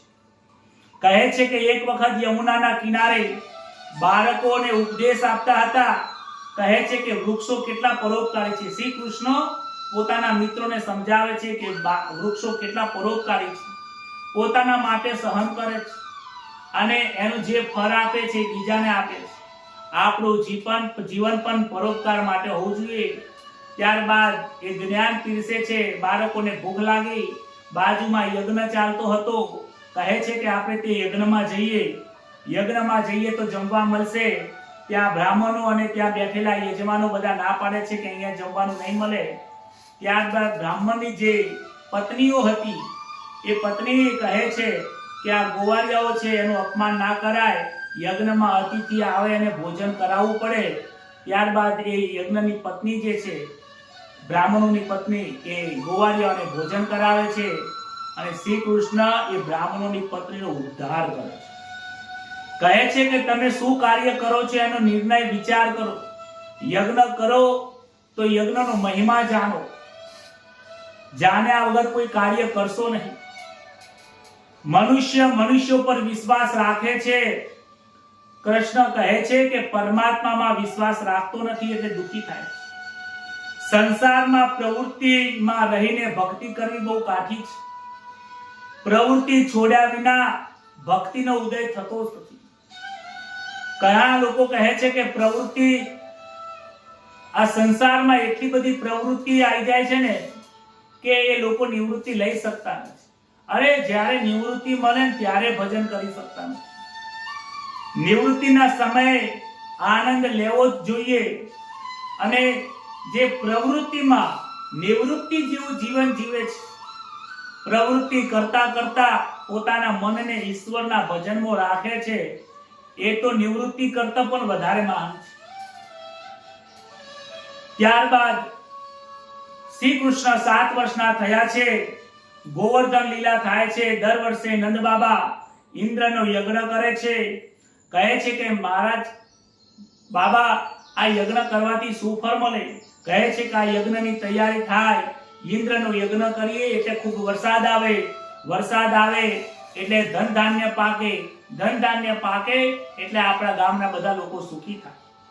ત્યારે નંદ બાબાને કનૈયો સમજાવે છે કે ઇન્દ્ર વરસાદ વરસાવે અને ગાયો વરસાદ વરસાવે તો ગાયો મારે, ખડ ખાય અને અનાજ ખાય. પણ કહે છે કે આ વખતે શ્રી કૃષ્ણ કહે છે કે ઇન્દ્રનો યજ્ઞ કરો તે ખોટો, એ યજ્ઞ બરાબર નથી. અરે ઇન્દ્ર યજ્ઞ કરીએ તો જ વરસાદ આવે, બીજાનો યજ્ઞ કરીએ તો ન આવે. નંદ બાબા કહે ના, વરસાદ માટે તો ઇન્દ્રનો યજ્ઞ કરવો જરૂરી છે. ઠીક છે કે તમે ઇન્દ્રનો યજ્ઞ કરો તો યજ્ઞમાં તમે આ જે સામગ્રી લાયા છો, એ સામગ્રી તમારો ઇન્દ્ર આવીને જમે છે કે ના? ઇન્દ્ર અહીં જમતો નથી. તો તમે ક્યારે ઇન્દ્રને જોયો છે કે ના? તો કે તમે કોઈ ઇન્દ્રને જોયો નથી. તમે આ સામગ્રી લાવો છો, ઇન્દ્ર જમતો નથી, તો એવા ઇન્દ્રની પૂજા શું કરવાની? કનૈયો કહે છે કે તમે ગોવર્ધનની પૂજા કરો. ગોવર્ધનની પૂજા કરો. ગોવર્ધનની પૂજા કરવાથી ઘણો બધા વરસાદ આવશે. કહે છે કે તારા ગોવર્ધન કોણ છે? કે ગોવર્ધન કે પેલો સામે દેખાય છે ને મોટો ગોવર્ધન છે. અરે કે એ તો પર્વત છે, પહાડ છે. ના બાબા, એને પર્વત ના કહેશો. પથ્થરમાં પણ ભગવાનના દર્શન કરવાનું કહે છે. બાબા, એ પર્વત નથી, એ ગોવર્ધન છે. એ ગોવર્ધન ભગવાન છે, નારાયણ ભગવાન છે. તમને ખબર નથી, ગોવર્ધન સૌની રક્ષા કરે છે. એક વખત મારી પણ રક્ષા કરી હતી. શું વાત કરે છે કે હા તારી પણ? હા કે બાબા, મારી પણ ગોવર્ધને મારી એક વખત રક્ષા કરેલી. કે કેવી રીતે? કે એક વખત ગાયો ચરાવવા ગયો ત્યારે 2 વાઘ આવેલા. 2 વાઘ આયા ત્યારે હું ગભરાઈ ગયો. ત્યારે મેં ગોવર્ધનને પ્રાર્થના કરી, હે ગોવર્ધન, હે ભગવાન, હે નારાયણ, મને બચાવો. ત્યારે એ ગોવર્ધન માંથી વીર પુરુષ બહાર આવ્યો અને એ બંને વાઘને મારી નાખ્યા અને મને એમને દર્શન આપ્યા. મને કહ્યું, જા તું મારી પૂજા કરજે, હું તારી રક્ષા કરીશ. શું વાત કરે છે? આવી વાત સાંભળ્યા પછી બાબાને તો વિશ્વાસ આવી ગયો. આ કનૈયામાં તો એટલી તાકાત છે કે બધાને વિશ્વાસ જીતી લે છે. નંદ બાબાને આનંદ થયો કે મારા કનૈયાના આ ગોવર્ધને રક્ષા કરી. આ વર્ષે ઇન્દ્રની પૂજા કરવાના બદલે આપણે ગોવર્ધનની પૂજા કરી છે. લાલો બતાવે છે કે ગોવર્ધનની પૂજા કેવી રીતે કરવી. નંદ બાબા કહે છે કે મને પૂજા કરતા આવડતું નથી. અરે કે મને બધું આવડે છે, તમે ચિંતા છોડો, હું કહું એમ કરો. તમે તે પૂજાની સામગ્રી લઈને આવી જાઓ, આપણે પૂજા કરીએ. આજે ગોવર્ધનની લીલા કરીએ, ગોવર્ધનની પૂજા કરીએ. ગોવર્ધન જેવો કોઈ આજ સુધીમાં મોટો કોઈ દેવ નથી, એ જ મોટા મોટો દેવ છે. કહે છે કે તમારા ઘરે જે પૂજાની સામગ્રીઓ બધું લઈને આવો. ત્યારે પૂજાની સામગ્રી લઈને ગોવર્ધનની પાસે ગયા છે. કશું ઘરમાં રાખશો જ નહીં, કે જેટલું બનાવ્યું હોય બધું સીધું સામાન લઈ તમે આવી જ જો, ગાડા ભરી ભરી. કનૈયાને તો ખબર જ હતી કે લીલા થવાની છે.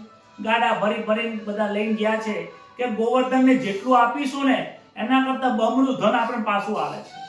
એ લોકો તો બમનું લેવામાં ગાડા ભરી ગયા છે. કહે છે કે હવે શું કરવાનું, કે ચલો ગોવર્ધન ભગવાનની પ્રાર્થના કરો. પહેલા ગોવર્ધનની પ્રાર્થના કરે છે, હે ગોવર્ધન, આજે અમે ઇન્દ્રનો યજ્ઞ છોડીને તમારો યજ્ઞ કરીએ છીએ. સરસ મજાનો યજ્ઞ, વરસાદ વરસે, અમારા સૌનું કલ્યાણ થાય અને અમારી રક્ષા કરજો, એમ કરીને ત્યાં પ્રાર્થના કરે છે. કહે છે કે અમે ચંદનનો ચાંદલો કરીએ કે કંકુનો ચાંદલો કરીએ? અરે કે ઉભા રહો, અત્યારે ઠંડીનો મોસમ છે, ઠંડીના મોસમમાં ચંદનનો તિલક કરીએ તો ગોવર્ધનને ઠંડી લાગે. એમ કે તારા ગોવર્ધનને ઠંડી લાગે છે? હા, મારા ગોવર્ધનને ઠંડી લાગે છે. તો કંકુનો કરીએ? હા, કંકુ ગરમ કહેવાય, કંકુનો ચાંદલો કરો. તો છાંટા નાખતા હોય છે કે ઉભા રહો, મારા ગોવર્ધનને છાંટા ના નાખતા, એના આંખમાં કાનમાં જતું રહેશે, મોઢામાં જતું રહેશે, આંખો બળશે.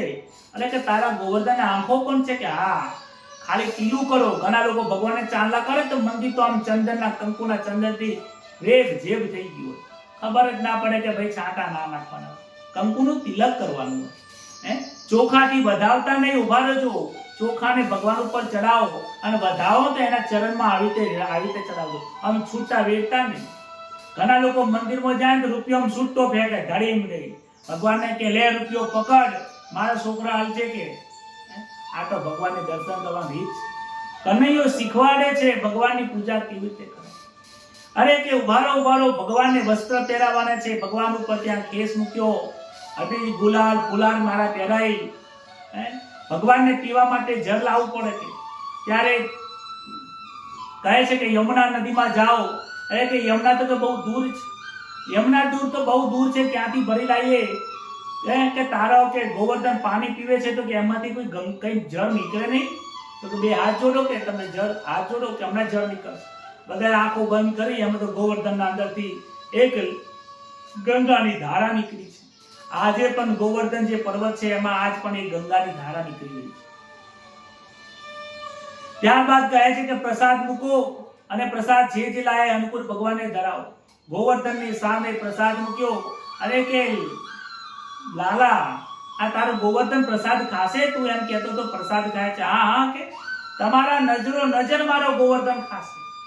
તમે જુઓ, બે હાથ જોડો અને આંખો બંધ કરો અને પછી હું કહું ત્યારે ખોલજો. થોડી વાર રહી 5 વખત નારા જય ગોવર્ધન બોલો અને પછી આંખો ખોલો, ગોવર્ધન ખુલશે. એક બાજુ કનૈયો પ્રાર્થના કરે છે અને ગોવર્ધનને જમાડે છે. બીજા સ્વરૂપમાં તો ગોવર્ધન પાછળથી જોરથી સૂર્યનો એવો મોટો પ્રકાશ કર્યો.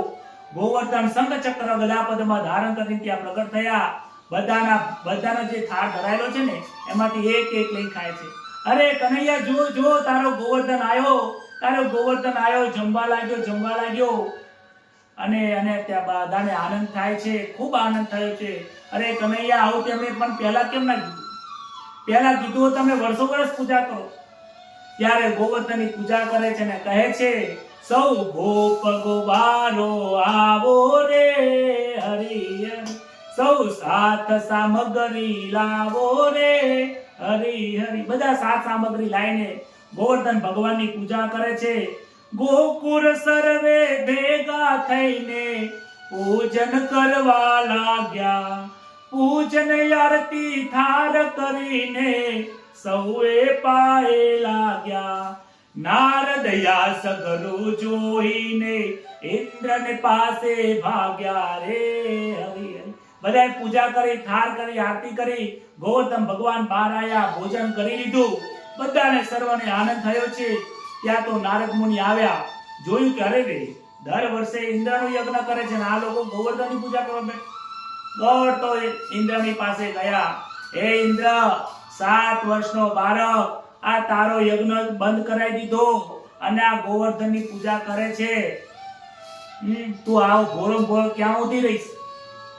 તું દર વર્ષે વરસાદ મોકલે છે અને આજે તે વરસાદ તું જોતો ખરી, તારી પૂજા કરતા નથી અને બીજાની પૂજા કરે.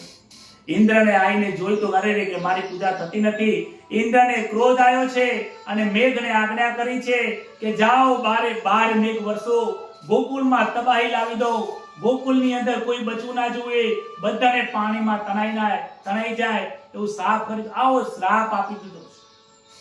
12 મેઘ વર્ષે છે આજે તારું અપમાન કીધું, આ તો કનૈયો કેવો, હુકમ કરો છે બહાર મેઘનો, વરસાદ આવે કેવો, ગોકુળ સર્વે ડૂબવા લાગ્યો, ગભરાયા છે દેવો રે હરી હરી. 12 મેઘ વર્ષો મારી પૂજાથી બહિર્મુખ કર્યા છે. આ ગોવર્ધનની પૂજા કરે છે અને એને એટલા બધા વરસાદ વરસ્યો છે, મુસળધાર વરસાદ વરસ્યો છે. સામેલાની ધારે એક એક વરસાદનું ટીપું પડે ને તો શરીર ઉપર વાગે એવું. ગોકુળ સર્વે ડૂબવા લાગ્યું, બચાવો બચાવો કરી રહ્યા છે. કનૈયા કનૈયા શું કરશું હે કનૈયા, આટલો બધો વરસાદ કોઈ દામ વરસ્યો નથી. અરે આ કારતક મહિનામાં તો આટલો બધો વરસાદ આવ્યો જ નથી. દેવતાઓ પણ ગભરાવા લાગ્યા છે. કનૈયો કહે છે, કહે કનૈયો ગભરાશો નહીં, મુજે ગોવર્ધન રક્ષા કરશે. સપનું મુજને એવું આવ્યો, વરસાદ વરસે આવે, ત્યારે મુજને અદ્ધર કરજો, ગોકુળ સર્વે તરસે રે હરી હરી. અરે બાબા તમે ગભરાશો નહીં. મને આજે રાત્રે સપનું આવ્યું. ગોવર્ધને કીધું છે કે મારી પૂજા કરજો અને મને ઊંચો કરજો. તમે બધા ભેગા થઈ મને ઊંચો કરજો. વરસાદ તો મુસળધાર આવવાનો છે. એક દારો નહીં, જેટલાય દિવસો સુધી વરસાદ આવશે. બાબા આવો વરસાદ તમે તમારા જીવનમાં નહીં જોયો હોય અને મને કીધું છે, બાબાને કીધું છે કે ઊંચા કરજો મને. ગોવર્ધન કહે છે મને ઊંચો કરજો, તમારું ગોકુળ જરૂર તરી જશે. ગોવર્ધન સર્વે કહેવા લાગ્યા, સંકટ મારા કાપો. કહે કનૈયો એકનું કામ નહીં, ટેકો મને આપો. સાચું સૌએ જોર કરીને, અદ્ધર મુજને કરજો રે હરી હરી. ગોવર્ધને મને સપનામાં કીધું હતું કે વરસાદ તો ઘણો આવશે, ખૂબ વરસાદ આવશે, પણ ચિંતા ન કરતા, તમને કોઈને તકલીફ પડશે નહીં અને હું તમારા બધાની રક્ષા કરીશ. મારી પ્રાર્થના કરજો, હું તમારી રક્ષા કરીશ. ગોવર્ધનને મને ઊંચો કરજો અને એના નીચે તમારા બધાનું રક્ષણ કરીશ. કનૈયો કહે છે ગોવર્ધનને પ્રાર્થના કરો. બધા લોકો ગોવર્ધનને પ્રાર્થના કરે છે, હે પ્રભુ અમારા દુઃખ અને દર્દમાં વરસાદ આવ્યો છે, ઘણો બધો વરસાદ આવે, અમને આ બધા તણાઈ જાય છે, ગાયો બાયો બધી છે, હે પ્રભુ રક્ષા કરો પાહી મામ કરે છે. કનૈયો કહે છે ગોવર્ધનને આપણે બધા ઊંચો કરીએ. ભાઈ કહે છે આટલો બધો ભારે કેવી રીતે ઊંચો કરીએ, કે મારે એકલાનું કામ નથી, હું એકલો ક્યાં ઊંચું કરવાનું. તમે બધા લાકડીથી ઊંચું કરો અને ટેકો કરો. ટેકો કરશો તો બધાના ટેકાથી ગોવર્ધન જરૂર ઉપર ચડશે. બધાએ સાચું જોર કરવું પડશે. સાચું જોર કર્યા વગર ચાલવાનું નથી. સૌએ હાથમાં લાકડી લીધી, ટેકો સૌએ આપ્યો, ઝડપ લાલે ઝડપી લીધો, ટચલી આંગળી ઉપર, ગિરિરાજ ધરન કી જય બોલો એમ જપો સહુ જાપો રે હરી હરી. સૌએ લોકોએ સાથે મળીને કીધી છે ઉઠાવો, મહેનત કરો, ઊંચો કરો. હૈયો હસો કરે ઊંચા કરે છે. ત્યાર તો કનૈયાએ અંદર હાથ નીચે નાખી હડફલાલ ચાલે, એક જ હાથે ઊંચો કરીને અને ગોવર્ધનને હાથમાં ધારણ કર્યો છે. આજે ગિરધારી ભગવાન ગિરિરાજ ધરન કી જય બોલો એમ કહ્યું છે. બોલો શ્રી ગિરિરાજ ધરન ભગવાન કી. બધાએ જોર લાકડીથી કર્યો અને ગોવર્ધનને ઊંચો કર્યો અને ગોવર્ધનને ટચલી આંગળી પર ભગવાને સ્થાપિત કર્યો છે. એ દિવસથી ગિરિરાજ ધરન, ગિરી એટલે પહાડ, મોટા પર્વતને ભગવાને ટચલી આંગળીમાં ઉપાડી લીધો. ભગવાને પણ એવી રચના કરી છે, આખો પર્વત ફૂલ જેવો પોરો થઈ ગયો છે. કહે છે 7 દિવસ તો વરસાદ વરસ્યો મુસળધાર, ગોકુળ સર્વે કહેવા લાગ્યા, લાલા ને તેવારે, લાલા તારો હાથ દુખે છે, ગોવર્ધન બહુ ભારે રે હરે હરે. 7 દિવસ એવો મુસળધાર વરસાદ પડ્યો છે, એક ક્ષણ માટે બંધ થયો નથી. ગામે ગામ તણાવવા લાગ્યા છે અને યમુનાજીમાં પૂર આવ્યું છે, પૂરેપૂર તણાવવા લાગ્યું છે. પણ આજે આખું ગોકુળ ગાયોની સાથે આ ગોવર્ધન પર્વત જે ભગવાને પકડી રાખ્યો કનૈયાએ એના નીચે આવી ગયો અને બલરામજીએ પણ ચારે બાજુ વેટરાઈ ગયા છે, માટે એને નીચેથી પણ કોઈ બહાર લપસાઈને જતું નથી. કહે છે, હે લાલા, ગોવર્ધન બહુ ભારે છે, તારો હાથ દુખતો હશે. લાલા હું વિસામો આપો, લઈ લેને તારો હાથ. ગોવર સર્વો ભૂમે પાડ્યા, અરે રે ગોવર્ધન બહુ પારે. ઓ સામરિયા સહાય કરજો, પ્રાણ જાય છે મારા હે હરે. એ લાલા, તને હાથ દુખે છે, તું જરાક હાથ લઈ લે. અમે લાકડીથી અમે ટેકો કરી છે લાકડીથી. બધા લોકોએ લાકડીઓ ઊંચી કરી. જેવો કનૈયાએ થોડો હાથ નેચો કર્યો, તરત જ ગોવર્ધન નીચે થવા માંડ્યો. અરે રે કનૈયા, હે કનૈયા, અમે મરીએ કનૈયા, હાચવજે. હે સામરિયા, રક્ષા કરજો, અમારા બધાના પ્રાણ જાય છે. આજે ગોકુળ ડૂબવા લાગ્યું. હે ગોવર્ધન, રક્ષા કરો. ઇન્દ્ર કેરો ગર્વ ઉતાર્યો, કૃષ્ણ સ્વરૂપ સંભાળ્યો. એ ક્ષમા કરો મુજ પામર પર, મેં તો અવરોધાર્યો. ગોવર ક્ષમા કરો મુજ પામર પર, મેં તો અવરોધાર્યો રે હરી. ઇન્દ્રને ખબર પડી કે લાય હું જોવા જાઉં. ઇન્દ્ર જોવા આવ્યો છે. ગોકુળ આખું ડૂબવા લાગ્યું છે. પરંતુ એ જે ગિરિરાજ ભગવાને શ્રી કૃષ્ણએ ગોવર્ધનને ટચલી આંગળો ઉપર પકડી રાખ્યો છે, और આખો પર્વત પકડી રાખ્યો. નીચે આખું ગોકુળ નું રક્ષણ થયું છે. અને ગાયો, ગોવારિયાઓ, ગોપીઓ, વૃદ્ધો, ઘરડાઓ, બધા લોકો એમને કેમ છે. ઇન્દ્ર આવ્યો છે, એનું પોતાનું ગર્વ ઉતરી ગયું. પ્રભુ મને ક્ષમા કરો, મુજ પામર પર ભૂલ થઈ ગઈ છે, ક્ષમા કરો, મારાથી ભૂલ થઈ જાય છે, ક્ષમા કરો. આજે ઇન્દ્રનો ગર્વ ઉતાર્યો છે. ઇન્દ્રને પોતાને અભિમાન હતું કે હું મારો યજ્ઞ કરે તો જ વરસાદ આવે છે, અને હું વરસાદ મોકલું એટલે બધા લોકો ત્રાહિમામ થઈ જાય. પણ ખબર નથી કે આ શ્રી કૃષ્ણ એ પરમાત્માનો અવતાર છે. એને તારું ગર્વ ઉતારવા માટે સૌને ખાતરી થઈ છે એવી, લાલો મારો સાચો. 7 વર્ષનો લાલો એ તો કોઈ નહીં વાતે કાચો. વાસુદેવ વિનંતી કરે છે, સૌનો વાંચો સારો રે હરે હરે. આ 7 વર્ષનો બાળક વિચાર કરવા જેવો છે. આખો ગોવર્ધનને ધારણ કર્યો. એ ટચલી આંગળી ઉપર આખા ગોકુળને તારી લીધું. કનૈયાએ પોતાની આવી અદ્ભુત લીલા આ 7 વર્ષમાં ક્યારે બતાવી નથી. બધા લોકોને તરી ગયા. ગોવર્ધનને બધા લોકોએ પૂજા કરી. બધા લોકો ઘરે આયા છે. એમ કેમ આયા છે, આખા ગોકુળને તાર્યું. બધાને આનંદ થયો છે. પરંતુ ઘરોમાં વાત થવા લાગી છે. ઘરે વાત થાય છે કે આ કનૈયો નંદ બાબાનો ના હોઈ શકે. અરે નંદ બાબાનો ના હોય. એમાં એક વૃદ્ધ ગોપી હતી, કહે છે, અરે મને તો ક્યારની ખબર છે આ નંદ બાબા જશોદાનો દીકરો નથી. અરે નંદ બાબા ધોળા છે, યશોદા મૈયા ધોળા છે, એ બધા ગોરા છે. આ કનૈયો કેમ શ્યામ છે? કનૈયો કેમ કાળો છે? નંદ બાબા કહે છે કે ગમે તે હોય પણ કનૈયો મારો છે. તમે કોઈ એની સોગંદ ખાઈને કહો કનૈયો મારો છે.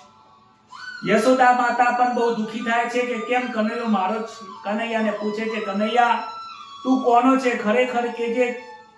કનૈયો કે હું તમારો જ છું માં. હું નંદ બાબા અને જશોદા માતાનો જ કનૈયો છું, હું કોઈનો. તો આ બધા ગામના લોકો ભેગા મળીને કહે છે કે નંદ બાબાની બધા ગોળા છે, યશોદાજી ગોળા ને કનૈયો કાળો. માતા પણ એમને ક્યાં ખબર છે. હું રાતે જન્મ થયો છે. તમે રાતે 12 વાગ્યા સુધી જાગતા હતા અને 12 વાગ્યા પછી અંધારું થઈ ગયું અને અંધારામાં મારો જન્મ થયો. અંધારામાં હું રડતો તો મારું કોઈ સાંભળતું જ નતું. એટલે હું અંધારામાં આરોટ્યો. એટલે અંધારું મને વળગ્યું માં. હવે એમાં હું શું કરું? અંધારું મને વળગ્યું, હું શું કરું? લાલો એવી લીલા કરે છે. અને માં પણ એટલા હોરા ભાવથી માની લીધું અને ગામની ગોપીઓ પણ માની. જે માણસો જેવું પૂછે છે એવું કહે છે સંતો કહે છે કે કનૈયો કાળો છે કારણ કે એ બધા લોકોનું પાપ એ પોતે સહન કરે છે. બધા લોકોનું પાપ હોય પાપીને પણ તારી નાખે છે, એટલા માટે એનામાં કાળો છે. કનૈયો કહે છે હું કાળો પણ નથી, હું ધોળો પણ નથી, હું શ્યામ વર્ણ છું, હું મેઘવર્ણ છું, મેઘવર્ણમ શુભાંગમ. અને દુર્યોધને જ્યારે દુર્યોધનને સમજાવવા માટે વિષ્ટિ કરવા માટે શ્રી કૃષ્ણ ગયા ત્યારે દુર્યોધને ભરી સભામાં શ્રી કૃષ્ણનું અપમાન કર્યું.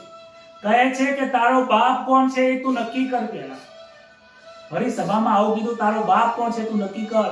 અરે નંદ યશોદાજી ધોળા છે, એ ગોળા છે, તું કાળો છે, તું નક્કી કર તું કોણ છે. ત્યારે શ્રી કૃષ્ણ જવાબ આપે છે, અરે હું તો નંદનોય નથી, હું તો કોઈનો નથી, હું તો કૌરવોનો કાળ બનીને આવ્યો છું. હે દુર્યોધન, તું યાદ રાખજે, તમારા બધાનો કાળ બની આવ્યો છું.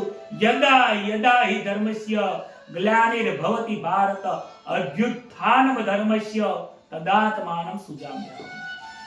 જ્યારે જ્યારે આ પૃથ્વી ઉપર ગમે ત્યારે પણ મોટી આફતો આવે છે, મોટી હોનારતો થાય છે, ત્યારે મારું કોઈ ને કોઈ સ્વરૂપે અહીં ત્યાં રક્ષા કરે છે. અને જ્યારે આ પૃથ્વી ઉપર ભાર વધી જાય છે, અધર્મ વધી જાય છે, ત્યારે મારા અંતરાત્માથી એક અંશ પ્રગટ થઉં છું, યુગે યુગે પ્રગટ થઉં છું અને યુગે યુગે હું ધર્મની રક્ષા કરું છું. ગમે તે કારણ હોય, કનૈયો કાળો નથી, ધોળો નથી, કનૈયો કનૈયો જ છે. દુઃખના વિપત્તિની અંદર ભગવાનનો સાથ લેવો એ આજની કથા છે. ગોવર્ધનની લીલાના મહિમામાં સુખદેવજી મહારાજ સમજાવે છે કે હે રાજન, આ ગોવર્ધનનો મહિમા એવો છે કે જીવનમાં જ્યારે પણ દુઃખ આવે તો ગિરી માળા હતી, ગોવર્ધનને જેને ધારણ કર્યો હતો એ ગોવર્ધન ભગવાનના શરણોમાં જે જાય છે, ભગવાન શ્રી કૃષ્ણના શરણોમાં જાય છે, પરમાત્માના શરણોમાં જાય છે, એને જગતમાં દુઃખ રહેતું નથી. પરંતુ આજે જગત એવું છે, જ્યારે કોઈ દુઃખ આવે ને તો પડોશી પાસે જાય, ડોક્ટર પાસે જાય, વકીલ પાસે જાય, જ્યોતિષો ભુવા જોડે જાય. પરંતુ આ જીવાત્મા આ લાલજીને નથી કહેતા કે મને દુઃખ. જ્યારે જ્યારે દુઃખ આવે પોતાની ઘરની કુળદેવીને જઈને નાખે અને બીજા લોકો પૂજતા હોય, આમ કરતા હોય, એના જોડે જઈને પૂછે, જોન અમારા દુઃખ પક્ષ છે, એટલે કોઈ નડતું નહીં, તને તારા કર્મ ઉડે. સુખદેવજી મહારાજ 7 દિવસમાં મૃત્યુ આવી ગયું તો એ બીજા કોઈ જોડે નતો જઈ શકતો, છતાં પણ સુખદેવજી મહારાજના શરણમાં આવ્યો છે. અને સુખદેવજી મહારાજ પણ કહે છે કે તું ભગવાનના શરણમાં જા. એટલે ગર્ભમાં તારું રક્ષણ કર્યું હતું તો મૃત્યુના સમય પર તારું રક્ષણ નહીં કરે, આટલો તો વિશ્વાસ રાખ. પરંતુ આ જીવાત્મા વિશ્વાસ નથી રાખી શકતો. માણસ આ કાળજાને બદલી શકતો નથી. આ કપડું ખરાબ થઈ જાય ને, ડોંગરેજી મહારાજ કહે છે કે જ્યારે કપડું ખરાબ થઈ જાય તો પૈસાથી કપડું ખરીદી લે છે, નવું કપડું ખરીદે છે. પણ આ કાળજું ખરાબ થઈ જશે તો બજારમાં કાળજું નહીં બગડે. માટે તમારા કાળજાને સુધારજો, એ કાળજાને સુધારી શ્રી કૃષ્ણને બિરાજમાન કરજો. એ જ વાત સાથે ભગવાનના શરણાગતિની કથાની સાથે આજની કથાને ભગવાન શ્રી કૃષ્ણના ચરણમાં મૂકીને, ગોવર્ધનના શરણોમાં મૂકીને આજે વિરામ આપીએ છીએ. આવતીકાલે ફરીથી નવી કથાને ફરીથી એનો ઉલ્લાસ કરીશું, આનંદ કરીશું, આ કથાને આગળથી પ્રગટ કરીશું. ત્યાં સુધી આવો બે હાથ જોડીને, બે હાથથી તાળીના ગરગરાટથી હરિનું નામ લઈએ. શરીરમાં કોઈ આળસ હોય એ આળસને દૂર કરીએ અને જોરથી ઘરના દરેક પરિવારોની સાથે બોલીએ, હરે રામ રામ રામ હરે હરે, હરે કૃષ્ણ કૃષ્ણ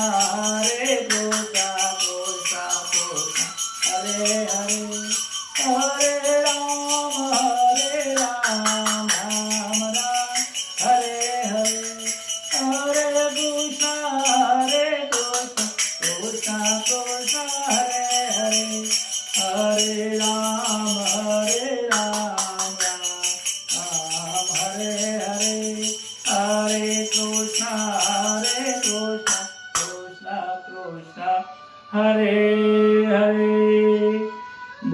શ્રી કૃષ્ણ કનૈયા લાલ કી જય, રામચંદ્ર ભગવાન કી જય, દ્વારિકાધીશ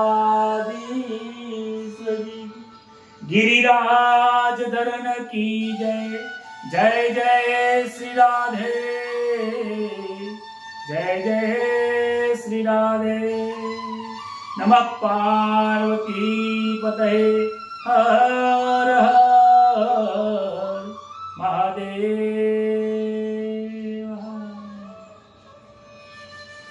સૌને જય શ્રી કૃષ્ણ। આનંદ થઈ ગયો આજની કથામાં, બહુ આનંદ થયો। ગોકુળ તરી ગયું, આપણા મનને ગોકુળ બનાવી દઈએ અને એ જ ગોકુળને ભગવાનના શ્રી કૃષ્ણના ગોવર્ધનના લીલામાં મૂકી દઈએ, સમર્પણ કરી દઈએ। બીજું કોઈ સરનું નહીં, એક જ સરનું મારું કનૈયાનું સાચું। એ જ વાત સાથે તમારા વિચારો ગ્રુપમાં લખજો, દૂર દૂર સુધી દરેક વ્યક્તિને આ કથા પહોંચાડજો। શુભરાત્રિ, સૌને ભગવાનના દર્શન થાય એ જ અપેક્ષા સાથે સૌને જય શ્રી કૃષ્ણ।